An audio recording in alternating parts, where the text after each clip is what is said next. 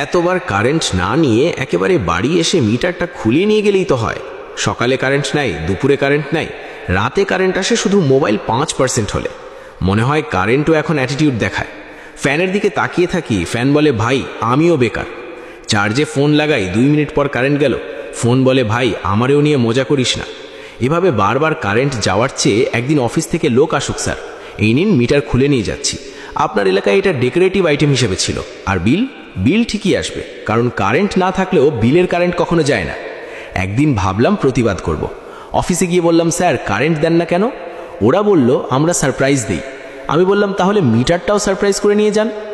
রাতে মোমবাতি জ্বালিয়ে বসে আছি, মনে হচ্ছে 2026 না 1826 চলছে। পাশের বাসার আন্টি চিৎকার করে বলছে কারেন্ট আসছে। পুরো পাড়া এমন দৌড় দিল যেন ওয়ার্ল্ড কাপ জিতছি। কিন্তু 5 মিনিট পর আবার গেল। এই কারেন্ট না, এটা টক্সিক রিলেশনশিপ।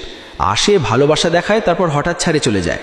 সত্যি বলছি, এভাবে বারবার কারেন্ট না নিয়ে একেবারে বাড়ি এসে মিটার খুলে নিয়ে যান। কমপক্ষে আশা করে বসে তো থাকতে হবে না। কারেন্টের সাথে সম্পর্ক এখন এক্সের মতো, আসে শুধু কষ্ট দিতে।